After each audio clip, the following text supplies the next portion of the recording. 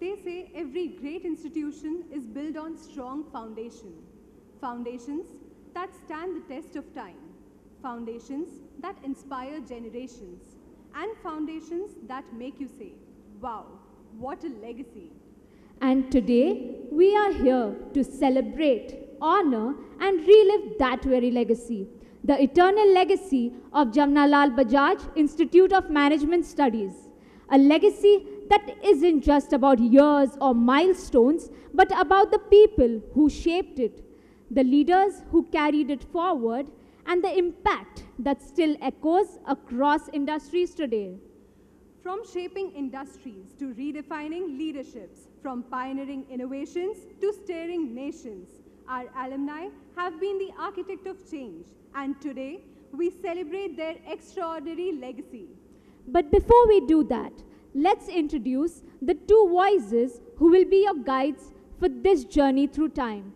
I'm Kashish Kumar. And I'm Ashita Kaushal, and together we promise you an evening that will make you proud, make you nostalgic, and maybe, just maybe, make you wish you had a time machine to experience it all firsthand. Beginning our tribute with is a man who has set benchmarks in the industry and redefined leaderships, Shri Prem Mehta. A legend in the world of advertising and marketing, he continues to be a guiding force in the corporate world. His journey at Lintas saw the IPG agency grow into one of the most successful and profitable offices in the network. Rising through the ranks, he became chairman and managing director of Lintas India Limited, a position he held for nearly 33 years. Since 2002, he has been serving as the chairman of North Point Center of Learning, a management development facility he conceived and established to build actionable knowledge. Sir, it is an honor to have you with us today. May I now call upon stage Professor C.R. Chavan for felicitation of the guest.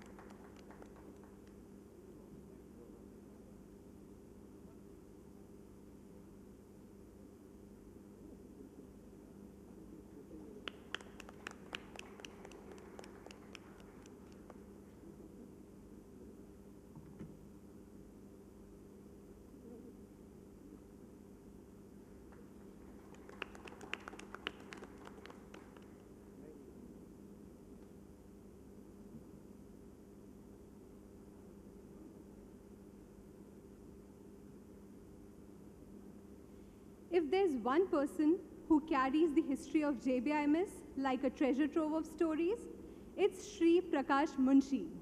He is a retired professional and is dedicated to raising awareness about the health hazards.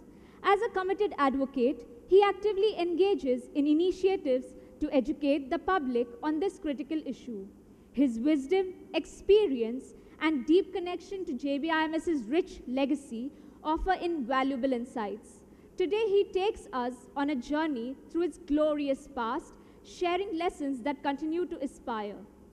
So we are privileged to have you here with us today. May I now call upon stage Professor Srinivasan Iyengar sir for the felicitation of the guest.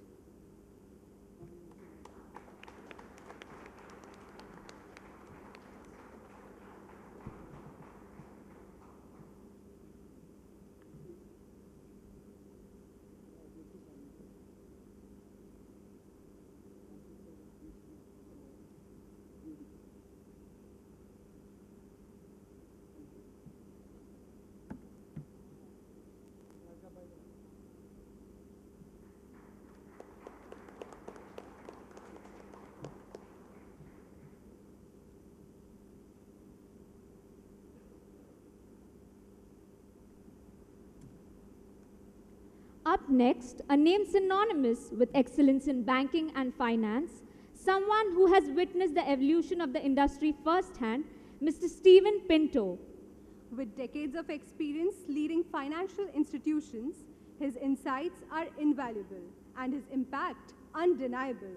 With over 50 years in global banking sector, he currently serves as the chairman of Centrum Retail Financial Services Company Limited.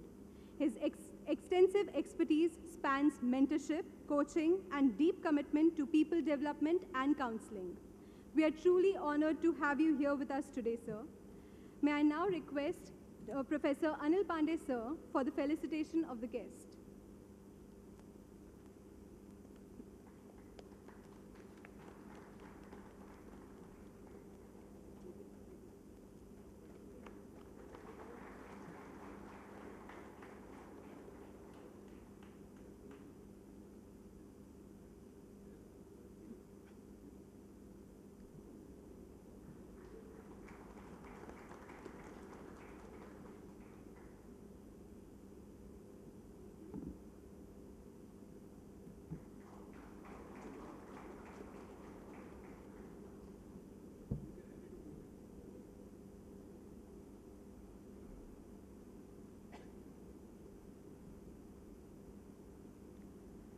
From shaping management education to influencing industries, Sri Nand Kishore Kaglewal has been a driving force of evolution.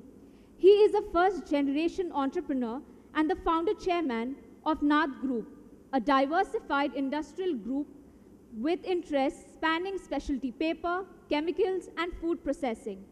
As a visionary leader, he has been instrumental in driving innovation, sustainability, and inclusive growth within the group. Under his guidance, Nath Group has not only expanded its global footprint, but has also remained deeply committed to social development through initiatives in rural upliftment, education, and healthcare. Sir, we are truly delighted to have you here with us today. May I now request Dr. Dur Khan ma'am for felicitation of the guest.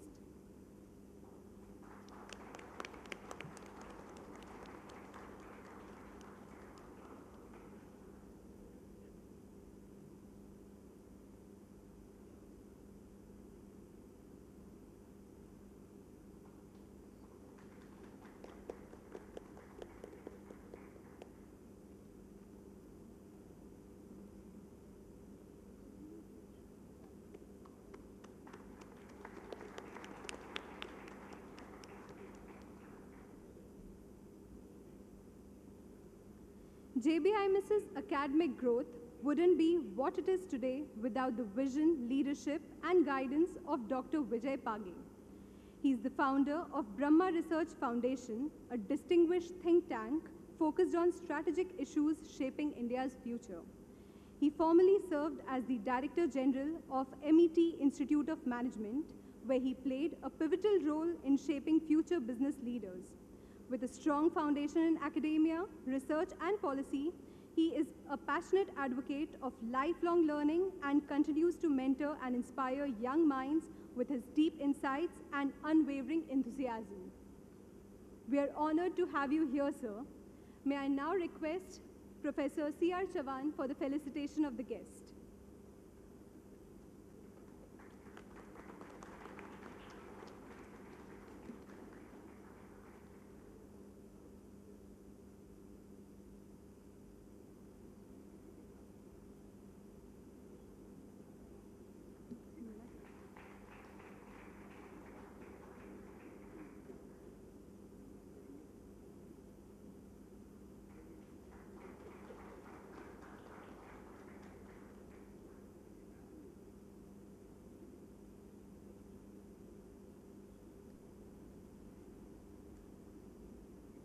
Few understand corporate governance like Dr. Rajen Mehrotra, a thought leader who has been instrumental in shaping ethical and strategic decision-making.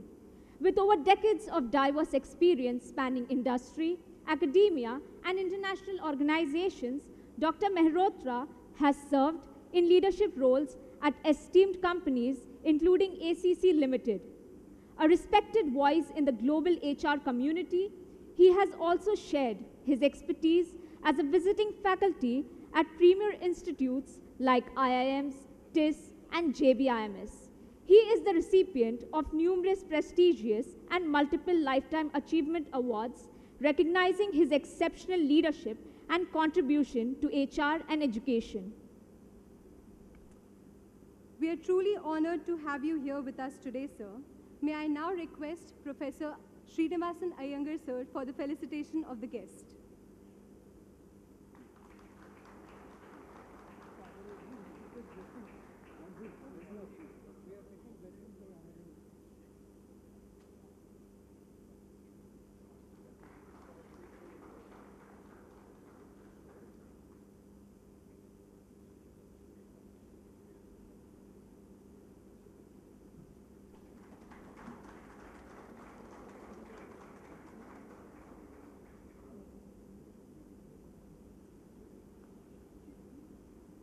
As management evolves, so do its practices, and few have been at the forefront of this transformation like Mr. Francis D'Cunha.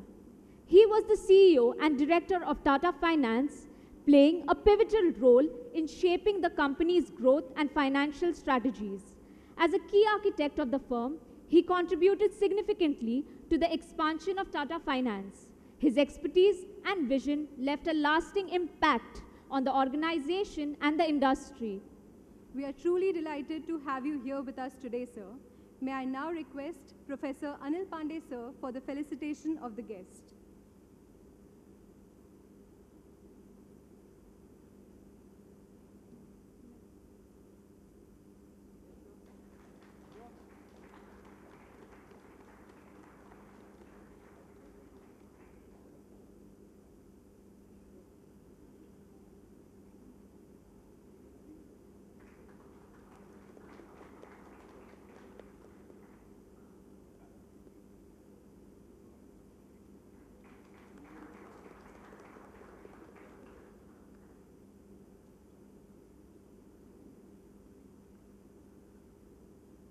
Although overshadowed by his distinctive rendering of the Samay of Mahabharat, Shri Harish Bhimani is a national award-winning narrator, screenwriter, documaker, anchor, and author.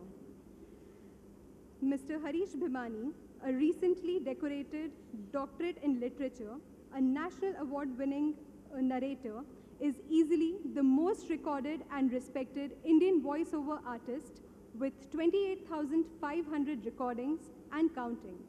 He has some 42 films and TV serial credits for screenplay, dialogue, directing, producing, and acting. His bio-documentaries stand out: Guru Dutt, the Guru of Celluloid; B.R. Chopra, a visionary storyteller; The Slave PhD, The Unlettered Poetess; Kutch, the Injured Land; Carve a New World. He's nurturing a documentaries platform. As an anchor of repute, Shri Harish Bhimani has compared for most major Indian classical films and singers, musicians, from Sydney Opera House to Madison Square Garden, with Royal Albert Hall and Vijay Chowk in between. For Lata Mangeshkar alone, he has anchored 143 events in 21 countries and 52 cities. Recipient of the Asia Media Award, London, he is the only anchor to leave a gold disc from HMV. He has authored Lata Mangeshkar's biography, In Search of Lata Mangeshkar, Ajeeb Dasta Hai Ye in Hindi, and 6 mini biographies on cinema. Sir, we are really happy to have you here with us today. May I now request Professor Dur Khan ma'am for a felicitation of the guest.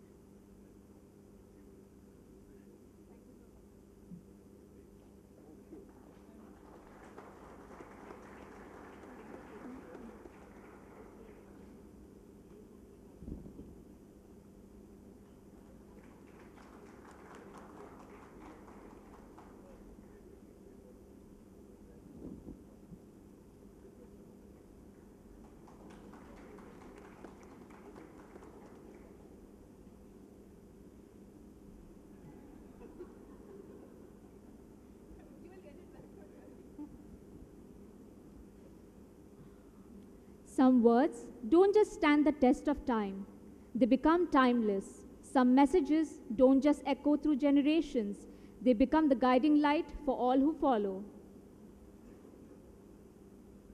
So, we now request you all to take the stage and shine your insights on us. My name is Prem Mehta. I am quite certain almost nobody has even heard of names that go back to the 1965-67 batch.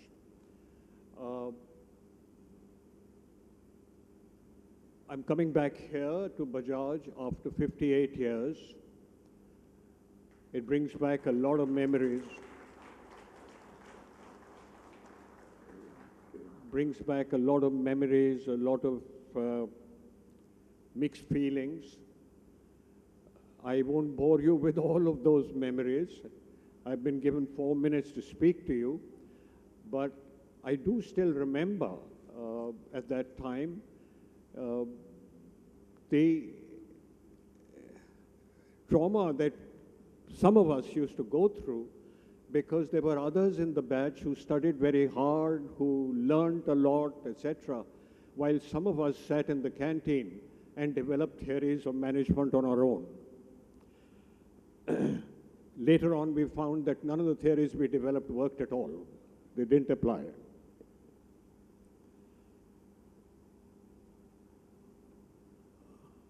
Going back, it was in 1965 when I was studying at the IIM Ahmedabad, doing the postgraduate program. I was a bit disillusioned with the method of teaching, which was considered to be exemplary and very effective, but that was my personal opinion at that time. And I felt that disillusioned with the fact that everyone who was teaching us management was a person who had never even gone and worked in an organization and never done any managing on their own. I was also disillusioned with the fact that the basis for teaching was all the cases which were produced in America 30 years earlier and were about business situations in the United States, which I felt had absolutely no relevance to the Indian context at that time in 65, 66.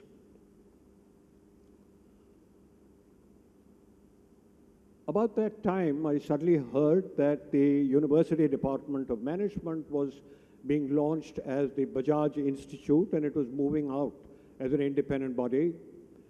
And Dr. Basu was appointed to take over as director, for two reasons, one of them being Dr. Basu's charge of the center, and the other being the fact that the center, Bajaj, was going to be located in the heart of industry and therefore would have a far better exposure in terms of trainers from the industry, in terms of exposure through internships and so on and so forth.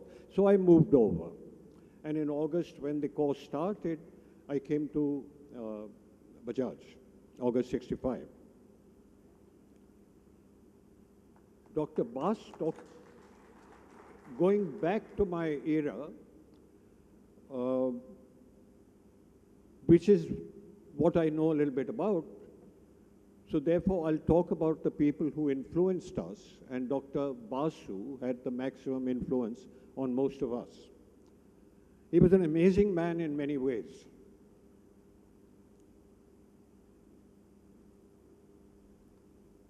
When he was in the building, in the old Bajaj Institute building, you knew he was there because he had a loud, gregarious, very happy laughter that rang through the entire building.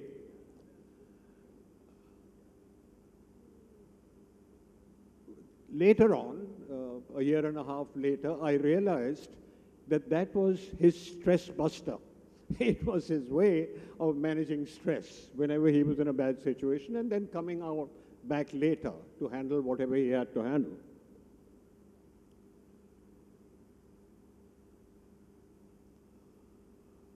So that was his management of tension and stress.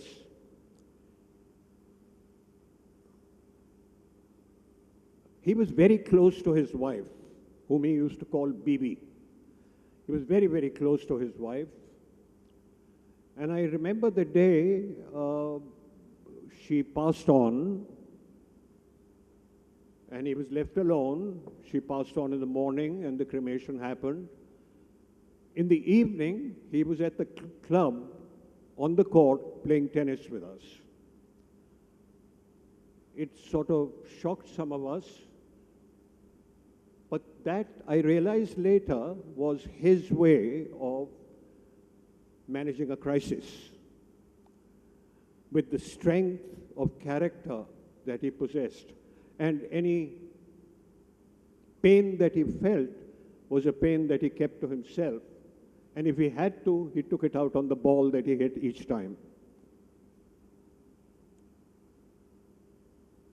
I also realized over that year and a half too, that there were sessions scheduled for Dr. Basu to come in and take, but we almost never found him in the class at all. He never came.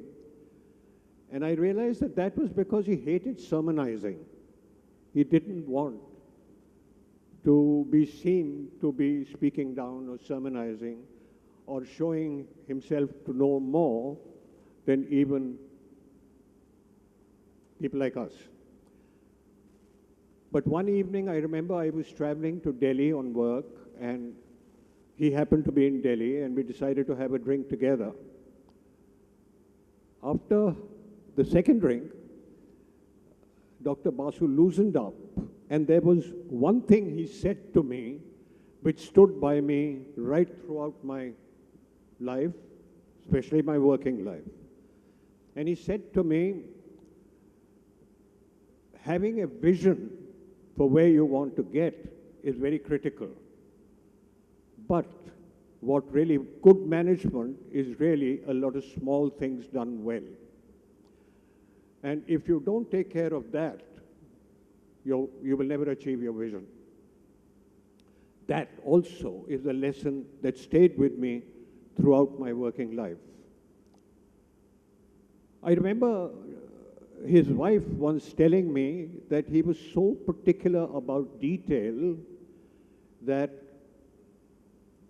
he would not allow anybody to iron his shirt in the morning. He would do it himself because he wanted to make sure that his shirt was ironed exactly the way he wanted it.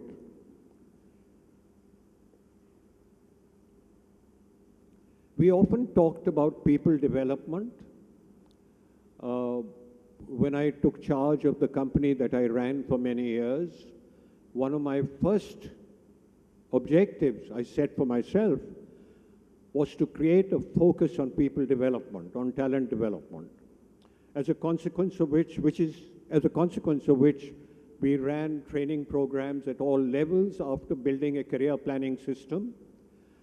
And and all that worked very well for us, so that even in the 90s, when there was liberalization and attrition levels were very high, we had enough talent with us to continue. People who were trained by us in our culture, in our systems, who stayed with us. And that was another learning I had from Dr. Basu. It subsequently, inspired by that commitment, I went ahead and built a management training school, which is still there, called North Point in Khandala. However, to talk about just one person would be a bit unfair, because it would not do justice to the legacy that Bajaj Institute is all about. Even in our time, and that's the only time that I know of, there was a Dr. Venkutai Patil who took care of all the quantitative analysis, quantitative methods which I understood nothing about. There was a Dr. Varanasi Murthy who taught us, I think, marketing and business organization. There was a man called Gyan Bahal who used to come from Levers to teach us marketing and advertising. There was a Tarun Gupta who came from Glaxo, if I remember right, to teach us something. All these people and many generations of people who came in to take over Bajaj and run it have built it to where it is today. And we now have Professor Lagate running it to take it to the next stage. I wish you and your team, Professor, my very best wishes. It's delightful to see our alma mater becoming one of the major best business schools in the country, but I'm sure this is not the end. So all the very best and best wishes for the Diamond Jubilee. Thank you.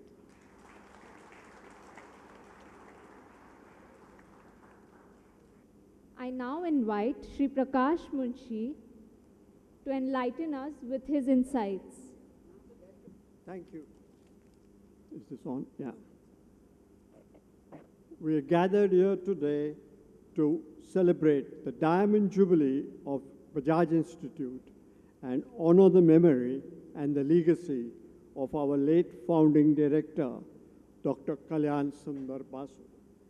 It is my privilege, thank you, Mrs. Lagate, to be invited to speak on learnings of Dr. Basu and share my thoughts as we celebrate the Diamond Jubilee of Jamnalal Bajaj Institute of Management Studies.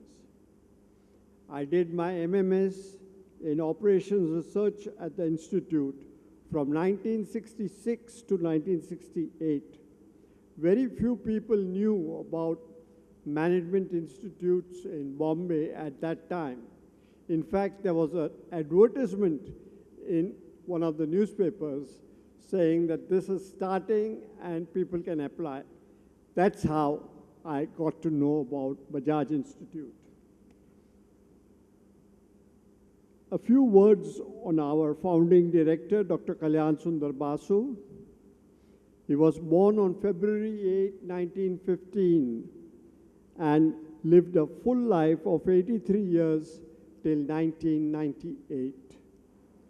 Dr. Basu was a leading management thinker, educator, and was a practicing medical doctor who rose to become Director Personnel and member of the board of Hindustan Lever Limited. At that time, it was known as Hindustan Lever and not Unilever. He founded the first training center for Hindustan Lever in India at Worli. Dr. Basu's undying passion for Indianizing management education in India made him cross the street, H.T. Parekh Road, to the newly founded JB Institute of Management Studies as founding director, sacrificing a brilliant career with Hindustan Lever. He was of the opinion that business cannot be administered but has to be managed, and that's why you will notice our degrees are called MMS and not MBA. He was of the opinion also JBIMS had visiting faculty from the industry, from managers of large corporations in Mumbai, which was a big advantage to the students who could team firsthand from these practicing managers. This was unique because other institutes did not have this opportunity like IIM. Dr. Basu was responsible in making the JBIMS as the CEO factory of India in 11 years of his directorship. JBIMS have an extensive list of alumni who have reached top positions in various international corporations. We have seen today Ajay Piramal of Chairman Piramal Group, Nitin Paranjpe, CEO of Hindustan Unilever, Uday Kotak, Kotak Mahindra Bank, Vinita Pali, former MD of Britannia Industries, to name a few. He was co-founder and president of the Bombay Management Association, 1961 to 64, and president of the All India Management Association, 63 to 66. He soon became an internationally known figure in the field of management education and consultancy, and was also the president of the Asian Association of Management Organizations, 1968 to 71. The three strong building blocks or pillars which he believed in and defined his life's work, and which he brought it down to all the students to follow, were: number one, pursuit of achieving excellence in every sphere. He believed that whatever he did had to be done exceptionally well. Second, strong ethics and discipline values which he instilled in all of us. He was a pioneer of pushing for good corporate governance. Third and last, passion for Indianizing management training and practices in India. He advocated for developing homegrown management models, teaching management concepts and practices in the Indian scenario. Dr. Basu had already at that time thought of the alumni and had organized a group of students to form the JBIMS alumni before he left the institute. Dr. Basu's laughter still echoes in the hallways of JBIMS and in our hearts. He had a very unique laughter and loud laughter. We are proud to be the alumni of JBIMS when Dr. Basu was our director. In the end, thank you, Mrs. Lagate. And I end with a line from Rahul Bajaj, the grandson of Jamnalal Bajaj. You just can't beat a Bajaj. Thank you. Thank you, sir. We truly can't beat the Bajaj.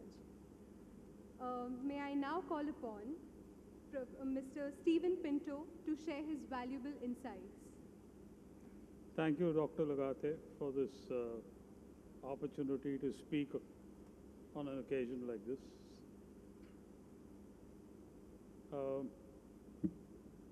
I just say, dear friends and colleagues,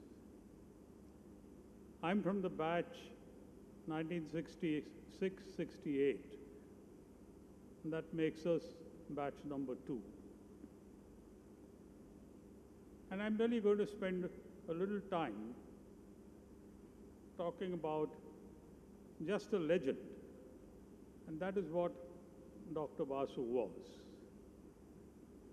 and will always remain that way in our memory, in our minds. Dr. Basu came across, literally across the road from Hindustan Levers to become the first director of the Bajaj Institute. And he had risen from being a medical doctor in Hindustan Levers to join the board finally as the HR director of Hindustan Levers in those days. My first interaction with Doctor was even before I had joined. You know, I had done my BA in economics, and I'd ranked pretty high. In those days, it was very hard to get a first class in economics. In fact, I don't think a first class in economics had happened for 25 years before earlier. And I was very much up there in the rankings of degrees that year. But for some reason, I didn't get called to the selections. And I found that there were other people who were less qualified, who had been. So I went up to the second floor, I think was where the director's office was, and I just pushed open his door and entered the door. And Dr. Basu was sitting behind his table. He took his specs off when he saw me walk in and said, what can I do for you, young man? You know, he had this stentorian voice and a wonderful accent. So I said, you know, sir, this is what has happened and I don't seem to have. So he looked at this paper that I had given him where I had made my case and he put it down and in an equally loud voice that resonated all over the place, he just said, Mukund, can you come in? Now there was this gentleman, Mukund Savlapurkar, who was an assistant lecturer, but he was really the go-to person that Dr. Basu used for sorting out all kinds of things. So Mukund came scrambling in and he said, Mukund, we're running a business school. How can we mess up like this? And he says, this young man should have been called to the selections. Why hasn't he been called? And so there enough. I got called to the thing. The selection process was quite a process. There was a written test. There was a group discussion. You remember anything else that was there? I think there were 3 parts to the selection. And lo and behold, yes, I got selected. So it was worth the effort pushing my way into the door of Dr. Basu's office and in some ways pushing myself into Dr. Basu's life. And in some ways also got Dr. Basu into my life. One of the early questions I asked him, in fact I asked him 2 questions at one time. So what is the purpose and utility of that bathtub on the ground floor? No. He looked at me and his first response was, is there a bathtub there? I didn't even notice, which of course he was. The truth was even he didn't know. And I'm not sure why it was there. My sense is that they must have considered water harvesting or something at that time, because there was a tub with this huge aperture at one end. But until this day, I don't know what it is and whether it is still there. And the second thing I asked him was, why have you chosen to call this 2-year program and the degree that we'll get the MMS when everybody else understands MBA? And he looked at me and he said, my mission and my vision for this institution is to build business leaders, to build business strategists. I'm not building IAS officers who are administrators. So if you want to be in administration, go to a place that will make you an administrator. But from day one, our approach to how we teach is going to be different. And he actually believed in that. It was a good team of people between Prem and Prakash mentioned some of them. And there were many others who came from the outside. Dr. Basu at another time was asked a question about an affiliation, because in those days the big news was Ahmedabad was affiliated with Harvard and IIM Calcutta was affiliated with the one in, I think, MIT. So one was quantitative and one was. And Stanford University was keen on getting associated. And Dr. Basu said, if they want us to be affiliated with them, I am not interested. But if they want to come and be affiliated with us, I'll be willing to talk to them. At that point in time, I couldn't tell the difference. It was pretty subtle. What he really meant is, we don't intend playing second fiddle to an American institution just because it is there. We're going to be here standing on our own and building our institution and taking it to different heights. And you know, for the first 4 or 5 years, starting with the years two years that I was there, to the extent that there were rankings being done, actually Bajaj Institute was ranked higher than IIM Ahmedabad and higher than IIM Calcutta. I don't think there were any other management institutes at that time, but we were ranked the highest. And that's a great tribute to Dr. Basu. Dr. Basu also wasn't the type who would lecture a lot.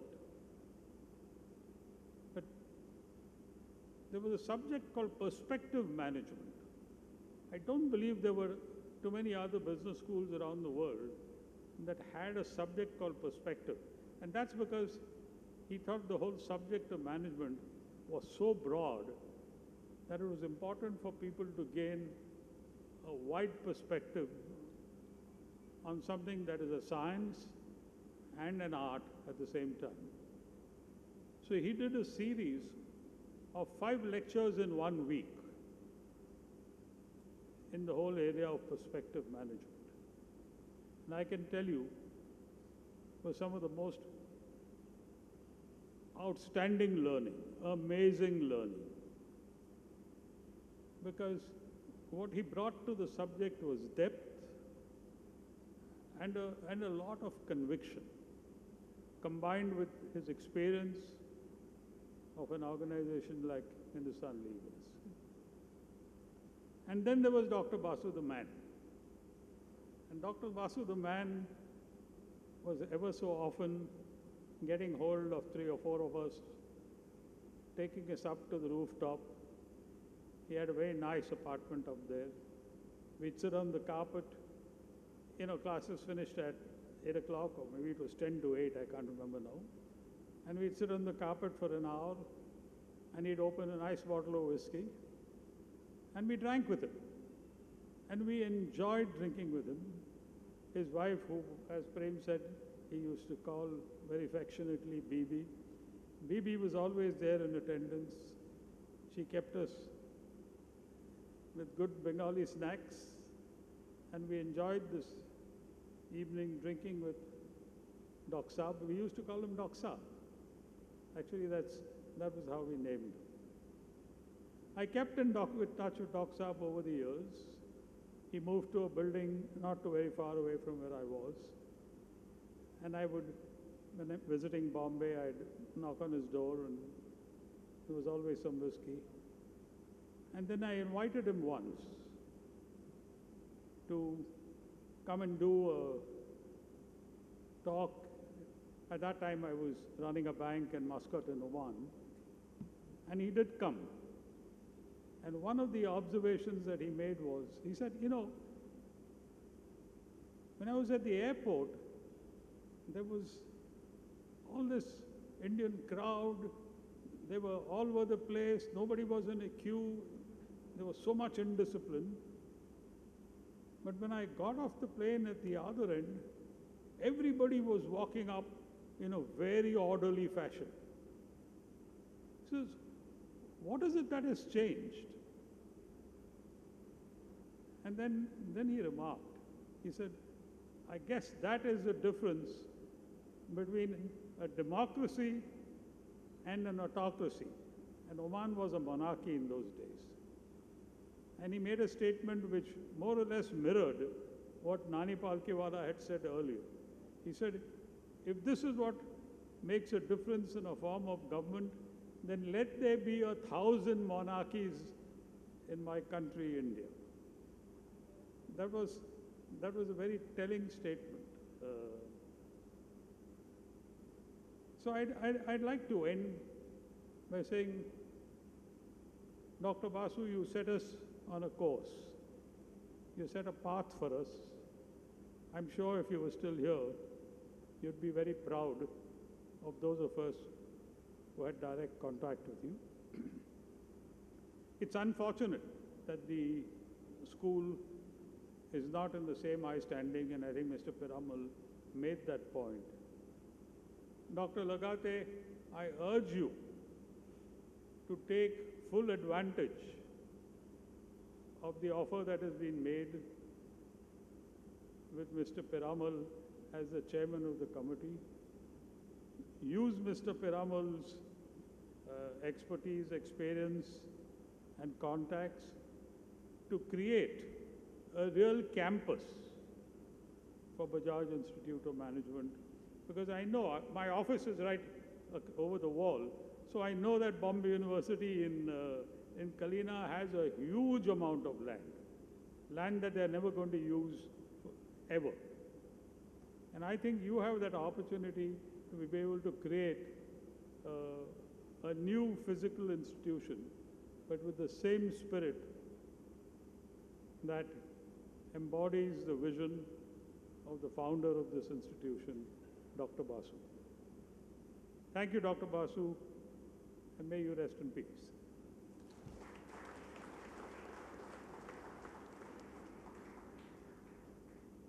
Thank you, sir.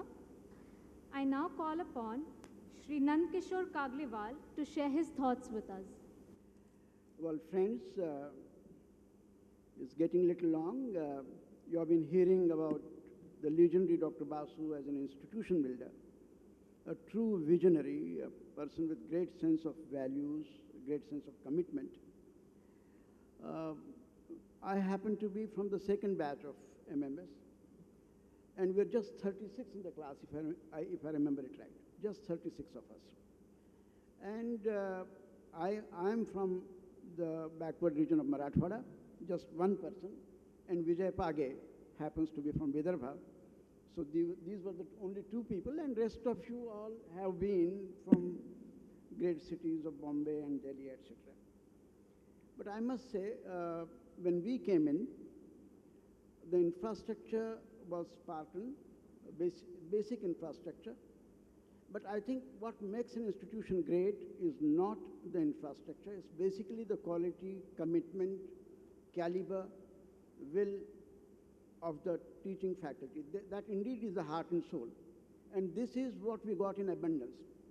You look at the type of people that Dr. Basu was able to put together in the very initial years of its inception.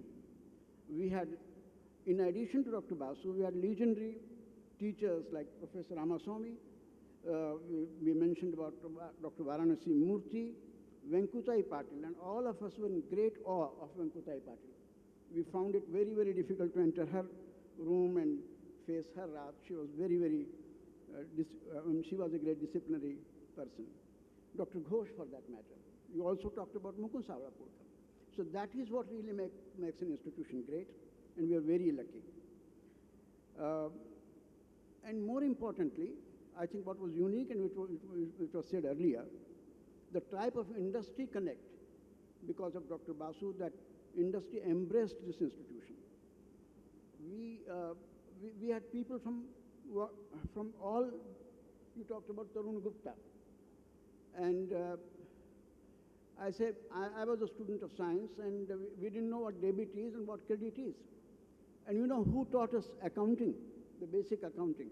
It was P.C. Hansotia, the senior most chartered accountant in the country. He would come in his typical Parsi dress and very amiable person, great sense of humor, and would say, boys, you know what debit is, what credit is, debit is what goes, and credit is what comes. So that type of legendary people we had. I was fortunate enough to specialize in HR, and we're just three of us. And therefore, we had greater opportunity of interacting with Dr. Basu. And who comes, I mean, that is the type of connect. I remember Naval Tata coming for 3 lectures. And for the first time we came to know, he said that Indian Manufacturers Association is registered as a trade union. We had, interestingly, George Fernandez coming to us talking about trade unionism. And once in a while he would simply forget that he's talking to a small class of 3 people. He would suddenly get into a different pitch as if he's talking to a party, addressing a public meeting. And once it so happened that he got into his typical tirade saying that, well, capitalism is bad, they simply exploit all that, and then monopoly is worse. And then Asif, who was also specializing in HR, he said, sir, well, you are heading the Taximen's Association, the Railway Mazdoor Association, and Mr. Fernandez got into his elements, and he started saying, yes, this Mazdoor Association, Taxi Association, and all that. And he rattled on perhaps a list of 11, 12 associations which he was heading. And Asif says, sir, don't you think this is monopoly? And you must, I mean, Mr. George Fernandez was absolutely in a different mood altogether. Well, one can go on and go on, but let me say one thing about Dr. Basu, a very charming, exceptionally charismatic personality, and truly an inspiring person. I had the good fortune, I'm personally beholden to him for one thing. It is because of his letter of recommendation that I could get a scholarship to go abroad and pursue my education at the University of Lincoln. After coming back, we were fortunate to have him in Aurangabad on a couple of occasions for certain lectures. And after one lecture, he said, I mean, someone asked him one very relevant question. You talked about training, Prem. Someone said, how come at Hindustan Lever, every chairman after Mr. Tandon, Prakash Tandon, happens to be a person who was recruited as a trainee.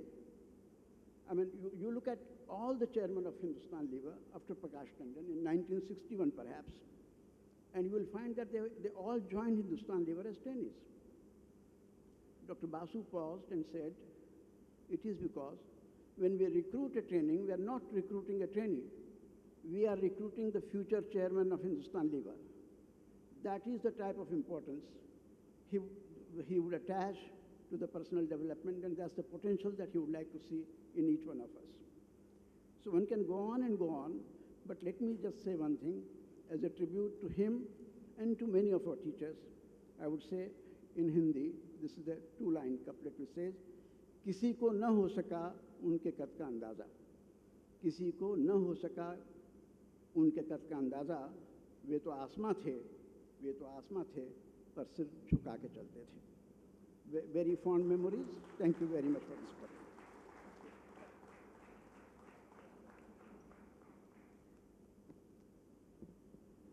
Thank you, sir. May I now call upon Dr. Vijay Page to grace the occasion for a few moments. Gurur Brahma, Gurur Vishnu, Gurur Devo Maheshwara, Guru Sakshat Parabrahma, Tasmai Shri Guruve Namah. I offer my obeisance at the feet of Dr. Kalyan Sundar Basu, our Guru, and all the distinguished teachers who are here on this August day as they continue to strive for his legacy. Thank you very much, sir, for giving me an opportunity, Madam Laghati and Vice Chancellor.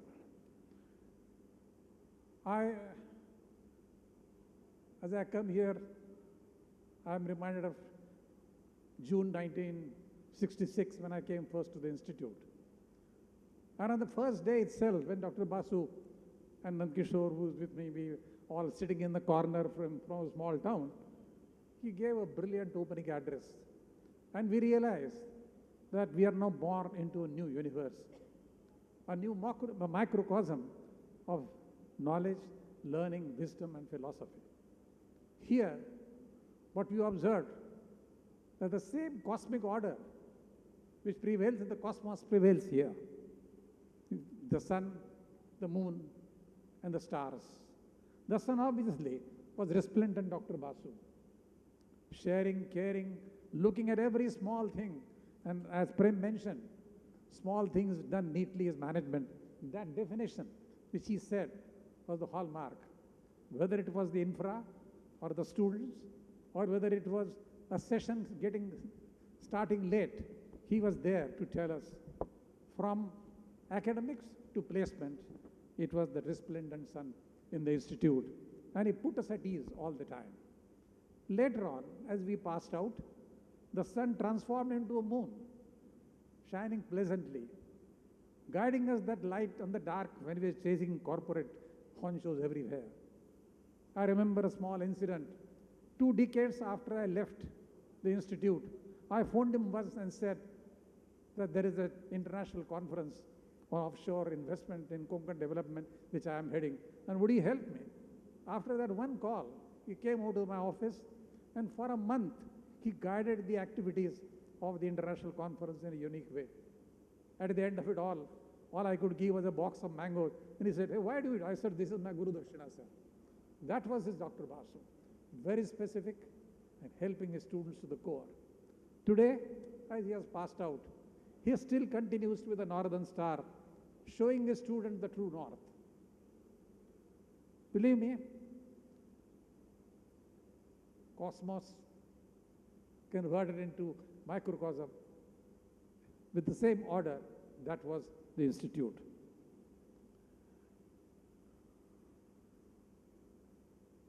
Even now the time and distance separates us, but still I have 3 small memories too and 3 small learnings to share with you, because my friends have shared many of them. The first and foremost is his classical definition of an organization, and he would quickly draw up his structure, the equilateral triangle of structure, attitude and processes, but say that the soul of the organization, which is within, is where the student should enter. If we understand the soul, and the soul is ethical management and leadership, if you enter that, you will perpetuate your success in industry. That first and the foremost lesson. The second was he was himself a disciplined and ethical leader. Whether it was that 12 o'clock submission on Thursday, which the box used to be kept outside his office, and he would coolly walk out at 12 o'clock and see who are the latecomers, those who are coming late, and his stare would be enough to freeze us to death. Or on every Thursday we had an industry visit, and 8 o'clock the bus was supposed to leave the institute. He would come back from his game with probably Prem, I think, game of tennis, and see whether the bus is leaving at 8 o'clock sharp. That was his discipline. The third and the most important thing, that he was always ready to share a joke with the students. They mentioned his gregarious laughter. And in the classroom, he would always put you at ease whenever he had a session. And if you still dare to cross the swords, he would just pass a mild rebuke and say, I think you do not know what words of wisdom you have spoken, young man or woman. And that would silence us for the rest of the day. I cannot forget one incident of a personal touch of Dr. Basu. When I came for the interview way back in '66, I was returning from an army camp from the border where I had gone for training. The train was late. I came late for the interview. And as the interview proceeded, and then we had a personal interview in the afternoon, he asked me the reason for it. As I explained him that I was returning from an army OTU selection, he said, then are you joining the army or joining the institute? And I said, sir, I am just 19 years. I can join the army 6 years later. I have enough time. That settled my selection in the institute, because he said, well, the army also needs some management inputs. I agree with you. And that settled the issue. Well, after so many pleasant memories, I have just one small Sanskrit quotation for your benefit. Shashina cha nisha, nishaya cha shashi, shashina nishya cha vibhati nava. The night shines with the moon. Moon lights up the night. And the moon and the light together light up the entire sky. And that entire sky, we, the alumni, they are the diamonds. What are we looking for? They are his legacy. And they will perpetuate his memory from here to eternity. Lastly, Nand Kishore has been giving only a small quote of Urdu literature. And before the poet comes, I will say a small quote here. आज साज़े दिल में तराने बहुत है, अभी जिंदगी के बहाने बहुत है, दरे गैर से भीख मांगो न फन की, दरे गैर से भीख मांगो ना फंसी, अपने ही घर में खजाने बहुत बाकी है, अपने ही घर में खजाने बहुत बाकी है. And I would urge, with the last word from Bart, there was Dr. Basu. When comes another? When comes another? Thank you very much. Thank you, sir. I now call upon Dr. Rajen Mehrotra to share his insights for a few moments. Yes, I shall take few moments only. It's already late. 5 of my senior batch people have spoken. 2 of my junior batch have still to speak. I would not repeat what has already been spoken. So my job has become easy. When I look in terms of Dr. Basu as a student when we interacted, and when I look at Dr. Basu when I completed my education, when I look at a student, I must say something which he has uniquely done. We had 5-day week where Saturday, Sunday was working and Monday and Thursday was a holiday, which then helped for him to get visiting faculty. And I recollect once when we were asking him this, he was then saying that look at his other colleague, Mr. Chandy from Hindustan Lever had left and become the director of IIM Calcutta.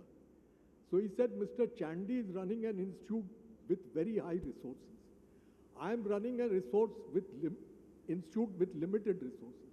So I have consciously decided to have it on a Saturday, Sunday working so that I can get visiting faculty. And I recollect those days, the visiting faculty was paid 50 rupees per session. I myself later lectured and that's the tariff that I got. Now, I would also make a statement that when you look in terms of its limited resources, he did develop the institute. I'll also refer that when you look at the institute in 1968 which started, prior to that there used to be DIM, DBM course, which is called Diploma in Business Management, Diploma in Industrial Management. And for the first time, management education was started. He recruited faculty. If you look at it, the inherited faculty that he had was Varanasi Murthy, and when you look at it, was Professor Ramaswamy, who then became the NITI director and then the IIM Bangalore director. Now, when you look at it, he recruited all the faculty. If I look at succession planning that he has done, which you can see, I agree that after his superannuation, the director that became was Professor Varanasi Murthy, who was already there. But after that was Dr. Venkutai Patil, whom he recruited. After that, if you look at it, it was Dr. P.K. Ghosh, whom he recruited. After that, if you look at Dr. P.K. Ghosh, after that there was Mrs. G.N. Murthy was there. Then G.N. Murthy went away to Dubai. After that was Mrs. Manerikar. And after that, we have also had Dr. Santanam, who's sitting here. So I look in terms of an institution building that you recruited people with whom you built up. So this is something unique that the man contributed. Now, this is his major contribution when I look at it. Also, when he was teaching and there was references of not taking the collaboration from Harvard or others, you know, he in his classes also taught us that when you look at it, management principles are universal, but management practices are culture specific. And that's why he tried to build in terms of an Indian model to try and see in what he built up. And this is his major contribution to it. There was also a mention about perspective management. I recollect, and there was something also, the earlier speaker, Vijay Page, said that by the time you submit your assignment. I recollect his class for us in our batch used to be on a Sunday morning at 9 o'clock and the classroom would close. Please be clear, we used to get upset that he is anyhow living in the same building. We have to travel, come by train, come by bus, walk from station. I mean, let's be clear. And we would say, what type of a director this is? But let me mention to all of you as students here that are studying, I think he basically taught us punctuality. It was a hard message. You could not get in. Basu Saab ka hukum hai, tum nahi andar ja sakte. That's what the peon would say. And please be clear, you need a certain culture that we need to have time management and complete. And with this, I've completed 5 minutes. Thank you.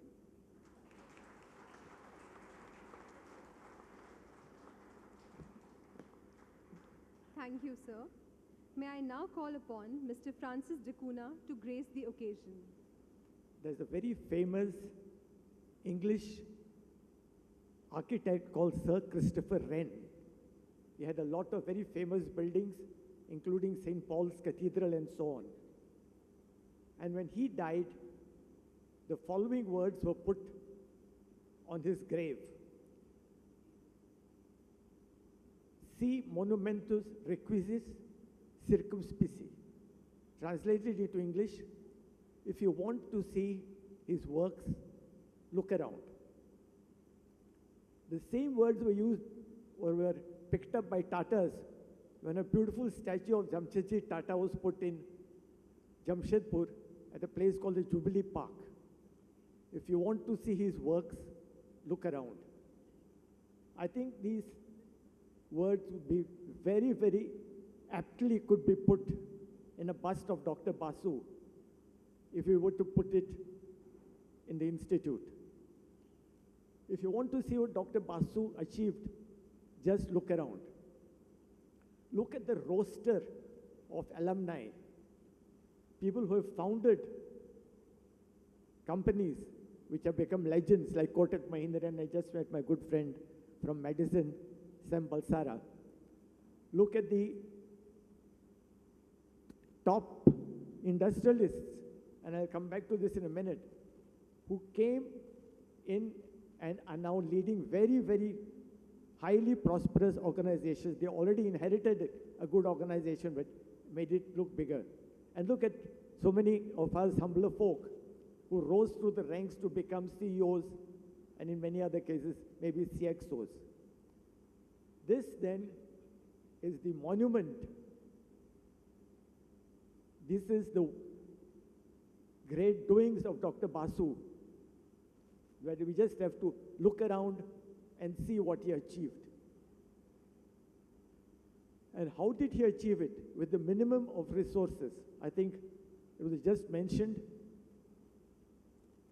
the institute had and still has the tiniest of faculties, and yet he chose wisely. Varanasi Murthy, Guru Prasad Murthy in finance, Dr. Vegutai Patil, we have got another great mathematician director with us even today in that tradition. And he picked up from industry. And the great strength, I think it has already been mentioned, is he made sure that he leveraged the tiny resources he had with the huge advantage of being in Mumbai city. And it was his charismatic personality, his huge networking ability that got so many people from industry, brilliant people like Tarun Gupta, who built up the entire marketing for which the institute is still so well known, Dr. Kanodia in quantitative methods, and so many others. And all this was done because of two things: the great vision the man had and the charismatic personality that enabled him to get things done. His vision was very clear. We need to professionalize management in the country. In fact, he said, I will always, in my each batch, take a few young industrialists, because these are the guys who, straight out of the institute, will go and become directors of their companies and can professionalize Indian management faster, while the rest of you will, in due course, go up the ranks. He also had,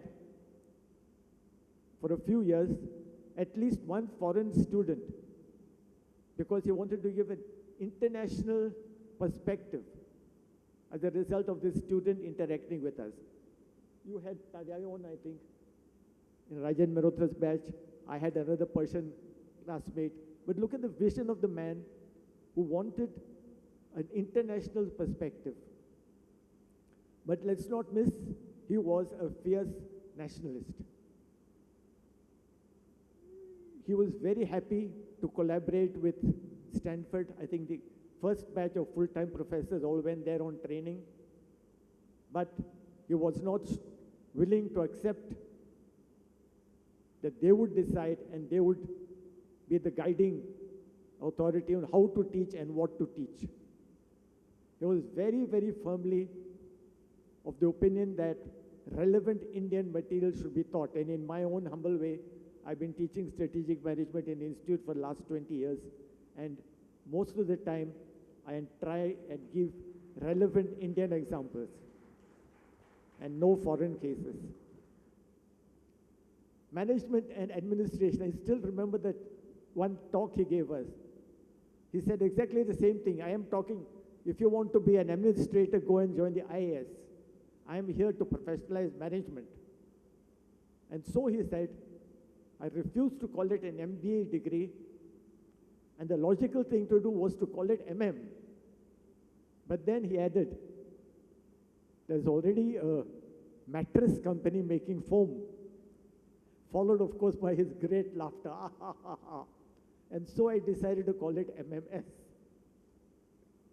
These are his actual words in a talk he gave us. So I think all of us are here to pay homage to a great man and his great achievements. And thanks to successive directors, successive professors who are keeping up the work and keeping the monument called JBIMS going. Thank you, Dr. Basu. Thank you, all the successive directors and professors of this institute. We are grateful to you all for what you have done to us and what you continue to do to the students. Thanks. Some voices echo through time, not because they are loud, but because they are foundational. Today, we bring alive the vision and spirit of one who lit the very first lamp at JBIMS, Dr. K.S. Basu. Though he is not with us in person, his ideals still walk these corridors. Let us now listen to a heartfelt letter that imagines what Dr. Basu might have said had he been with us today. Let us take a deep breath, open our hearts, and welcome Dr. Harish Bhimani as he shares this treasured message with us. Namaskar. Bajaj alumni, distinguished guests, most importantly, the present students and their friend, guide, and philosopher, Dr. Kavita Lagate, and all those who are not busy with their smartphones.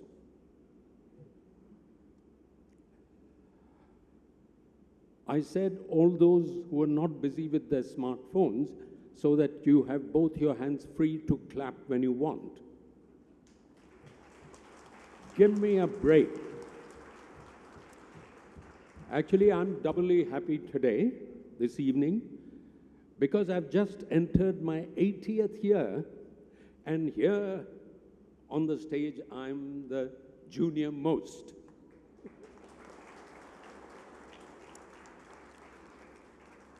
I'm afraid I cannot claim any corporate conquests because now, starting this year, I have been gainfully unemployed for half a century. Half a century. पहले तो ये smartphone में busy थे, अब सो गए हैं. Ladies and gentlemen, this is true, whenever I think of Dr. K.S. Basu, one of Shakespeare's dialogue comes to my mind. Mend your speech a little, lest it may mar your fortunes. He was such a great speaker. I have never seen such a spontaneous, extempore speaker like him. When I think of him, I also think of these lines in Urdu. आदमी की ज़बान उसकी तहजीब की निशानी है. तहजीब is culture. आदमी की ज़बान उसकी तहजीब की निशानी है. बातचीत ही बता देती है कौन कितना खानदानी है. Actually, how I wish that Dr. Basu were on this podium and I sitting in the audience, but instead I am here on the podium, but with his memories.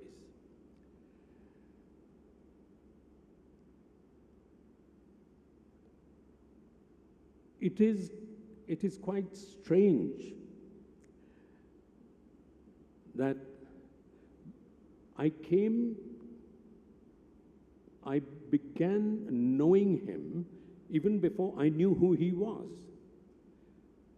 So in a manner of speaking, I was interacting with a person, not knowing he was Dr. K.S. Basu.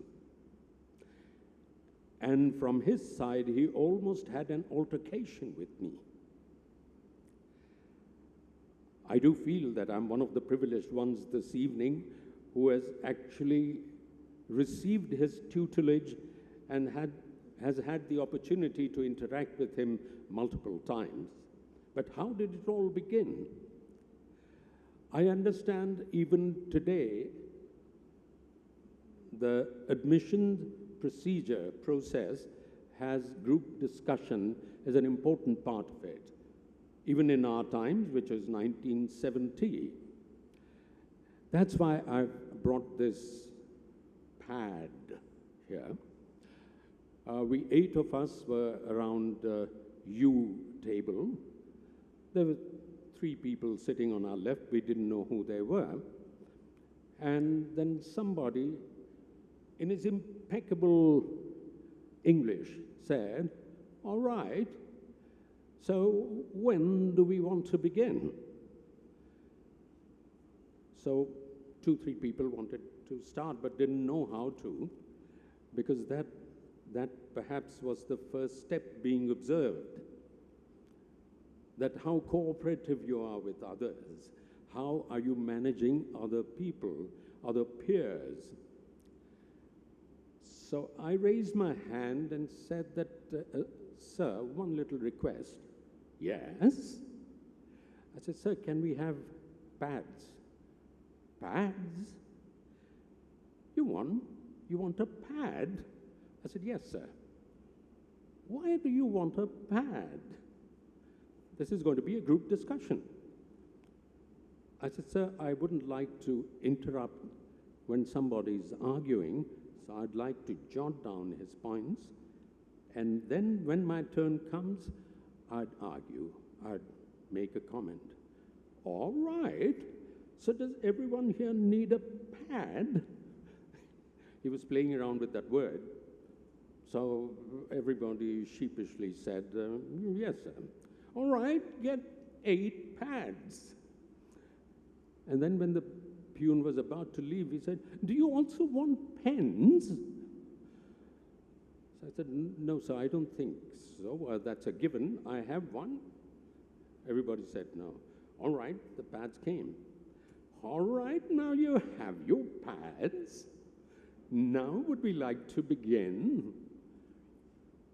So I said, "Sir, subject of the discussion." So he said, there are 3 pieces of paper there, 3 chits. You decide." So everybody was stunned. Who will start?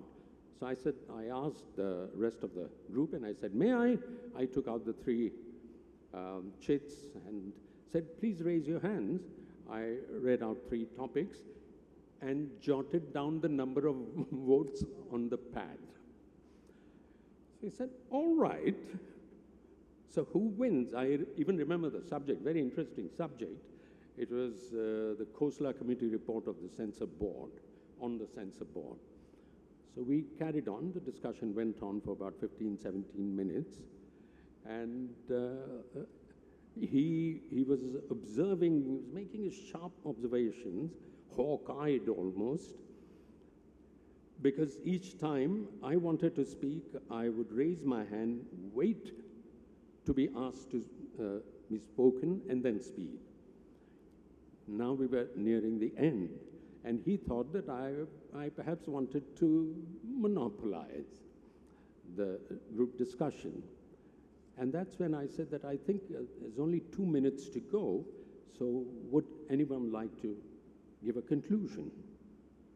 So everybody stopped because that's the most difficult part. And I said, may I? And I gave my little conclusion. And I said, will that be all to the group? Sir, that will be all, as if I'm representing the group. So he said, it would seem that the pads have done their work. That's when I thought that I might be a part of the 30 chosen out of the 13,000 who had applied. So from then on, I have 3 names for him apart from Dr. Basu.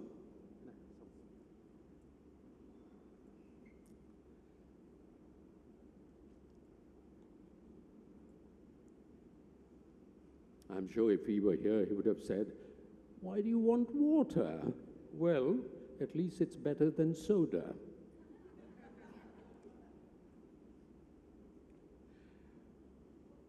So when I came out, obviously there were other students, other applicants who said, how was it, what was it? I said, I don't know. There was one person, I think, whose name is Mr. BBC. BBC? I said, yes, British Broadcasting Corporation, because his English is that perfect. So that was my first name for him. When he started teaching,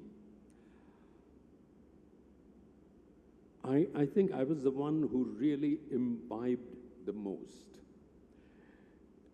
It was content and style. Now, I think I was a very diligent student, but at the same time, a bit mischievous. So I think I hold the record of performing for the first time a stand-up comic show in Bombay's universities, and it used to be performed right in our canteen. It was called The Style and the Substance. No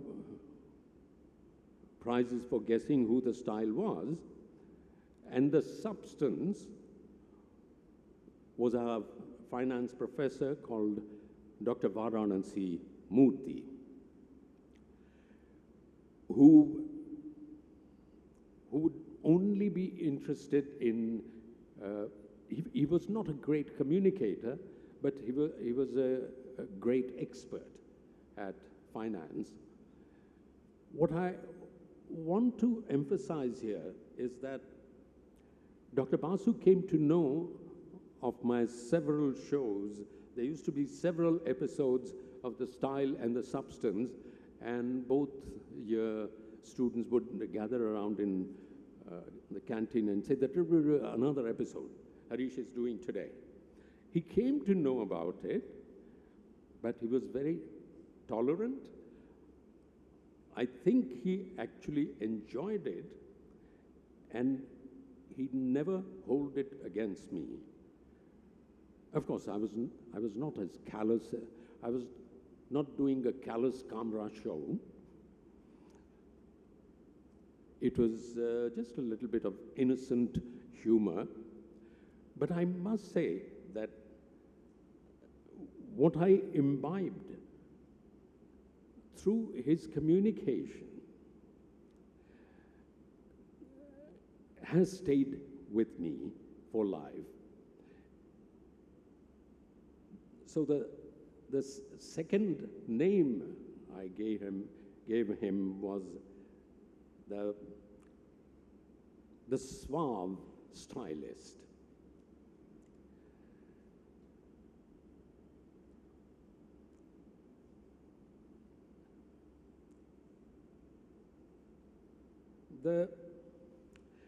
The third part is his, all of us have to thank him for the degree that we got. He only once explained without taking the credit for it, that how MMS was different from MBA and how MMS was much farther reaching. As personally, if I learn anything from anyone, I tend to respect that person. And I have learned the most from him. I will end with one shlok that comes to my mind that I think truly expresses feelings of most of us, particularly those who have worked under him and hold him in awe. It's a shlok from the Gita which says, Yad yad acharati shreshtaha, tat tat eva itaraha janaha, sayat pramanam kurute, lokaha tat anuvartate. We try to follow the footsteps of the great, and we struggle to reach the standards that he has set. Thank you, JBIMS. Thank you, Dr. Basu. Namaskar.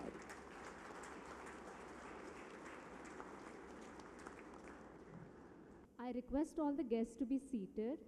We'll be sharing a short video.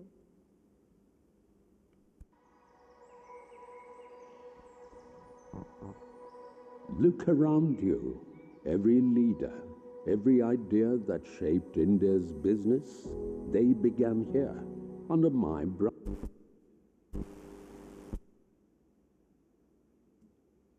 To never accept a no. On a busy afternoon, I was sitting in my cubicle, disheartened that my promotion had been denied. The office buzzed around me, but my mind was elsewhere. Suddenly, my head of department barged in, his voice booming. Look, Basu, you are an Indian. We can't consider you for this promotion. His words shattered me on various levels, and so my journey to prove began. With the trust and support of the University of Bombay and Bajaj family, they planted in me not just a tree, but a revolution. They say every great journey begins with a single seed of vision. In 1965, we planted that seed, a dream to nurture leaders who would shape India's future. With our very first MMS batch, our roots took hold. Bridging academia and industry, all under the shade of one Bodhi tree. As the new millennium dawned, JBIMS blossomed, ranked among Asia's best, launching clubs, international courses, and incubating entrepreneurs. And so, our story of growth and reaching for the sky continued. I thought I was growing managers, but I built true leaders along the way. Today, our canopy shelters 15,000 leaders. Journals, global conferences, and initiatives igniting young minds. Yet, we remain rooted in our values. From that tiny seed, JBIMS became a Bodhi tree of wisdom, where its leaves are our alumni, the roots and branches are our value systems, and our leaders have outgrown the tree to shade the industry. 60 years, 15,000 stories, but the next chapter, it's yours to write.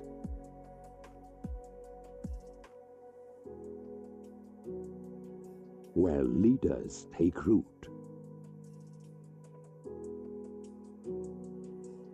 Today, we didn't just honor JBIMS's history, we celebrated its soul, its spirit, and its people.